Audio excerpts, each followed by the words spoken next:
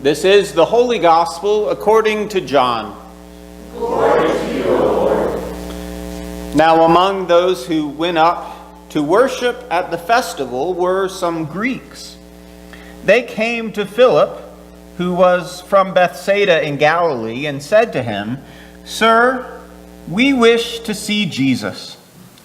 Philip went and told Andrew. Then Andrew and Philip went and told Jesus. Jesus answered them, "The hour has come for the Son of Man to be glorified. Very truly I tell you, unless a grain of wheat falls into the earth and dies, it remains just a single grain. But if it dies, it bears much fruit. Those who love their life lose it, and those who hate their life in this world will keep it for eternal life. Whoever serves me must follow me, and where I am, there my servant will be also. Whoever serves me, the Father will honor. Now my soul is troubled, and what should I say? Father, save me from this hour. No, it is for this reason that I have come to this hour. Father, glorify your name." Then a voice came from heaven, "I have glorified it, and I will glorify it again." The crowd standing there heard it and said that it was thunder. Others said, "An angel has spoken to him." Jesus answered, "This voice has come for your sake, not for mine. Now is the judgment of this world. Now the ruler of this world will be driven out. And I, when I am lifted up from the earth, will draw all people to myself." He said this to indicate the kind of death he was to die. The Gospel of the Lord. Praise to you, O Christ. Well, I stayed up late to watch that Virginia UMBC basketball game on Friday night. Did you? Yes. You know, the one that was the big upset.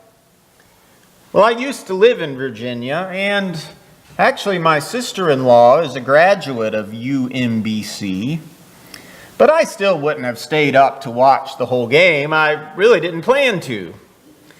But then I saw early on that maybe the underdog had a chance to win. And I figured if there was a chance that the number one team would lose, a chance for history to be made, well, then I just had to see it. There are some things in life that are like that, aren't they? I just have to see that. I just have to experience it. What might some of those things be besides seeing one of the biggest basketball upsets of all time? Perhaps some other once-in-a-lifetime sporting event? Maybe you would say a can't-miss wedding of a family member. Or maybe something like seeing a solar eclipse like many of us did last year, or going on vacation to the Grand Canyon because you just have to see it to believe it.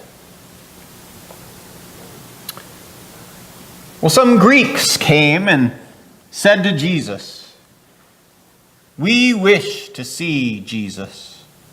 That's what our story says. They came and they said, "We wish to see Jesus." And why was that?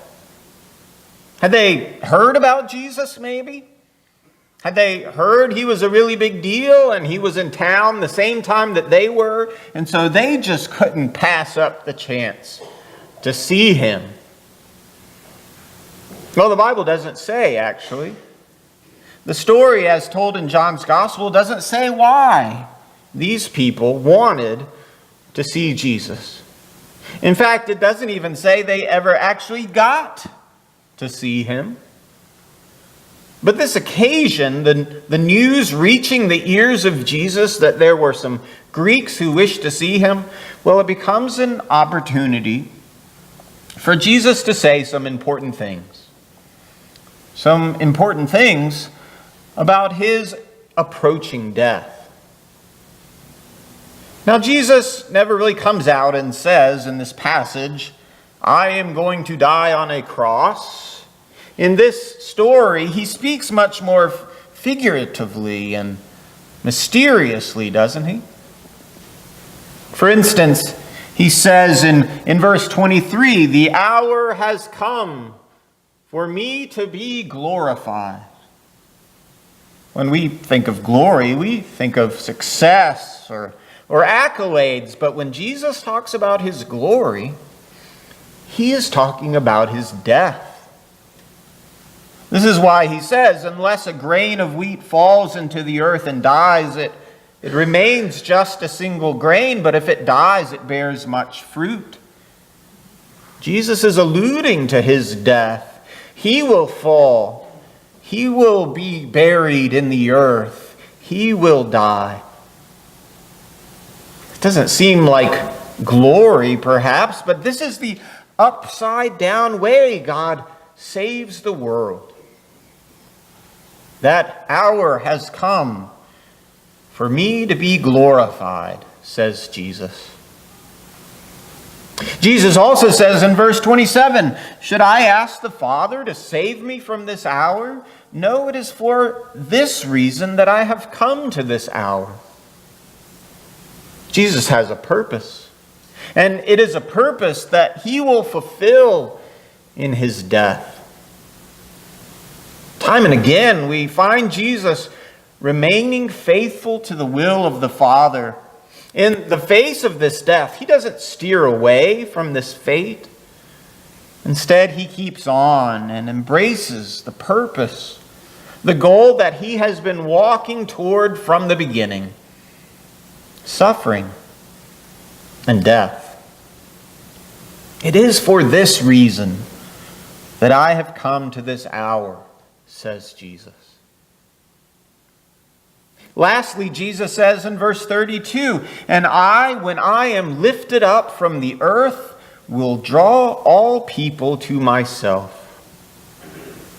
When he is lifted up, what does Jesus mean, being lifted up?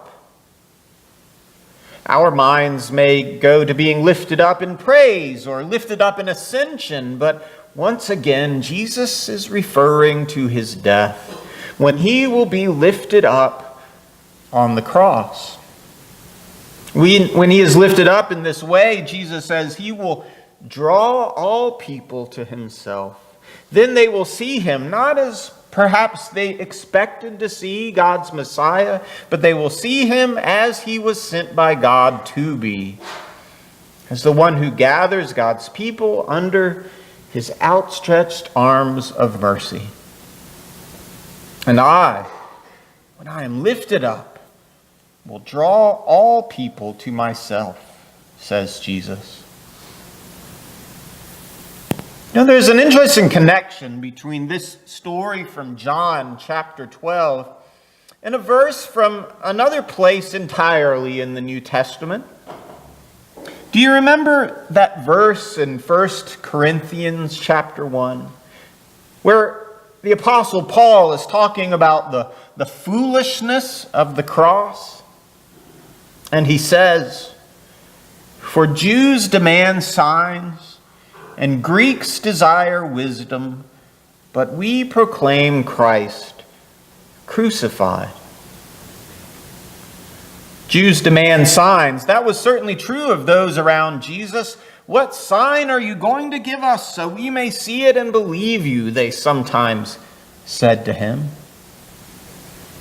Greeks demand wisdom. Maybe that's what led some Greeks to want to see Jesus in this story, to seek a wisdom that they would be enlightened with in their own pursuit of knowledge. But we proclaim Christ crucified. We proclaim Christ crucified. That is Christ, the true sign and the true wisdom of God. And we proclaim Christ crucified because Jesus proclaimed himself crucified. Think about it. If Jesus had indeed become so popular that people from foreign lands had heard about him and wanted to see him, then he'd made it big time. And yet, what does he do when that moment comes? He speaks of being glorified in death, about being faithful to his holy purpose, and about being lifted up on the cross. And that's the bottom line. Some people came wanting to see Jesus, and the things Jesus said in response made it clear. If you want to see me, you will find me at the cross. If we want to see Jesus, we will find him at the cross. I wonder, how does that conclusion speak to us as we walk toward Holy Week? We as a congregation are entering into that special week. It is a week to gather around the story of Jesus, to hear again of that journey. And we too will find Jesus at the cross.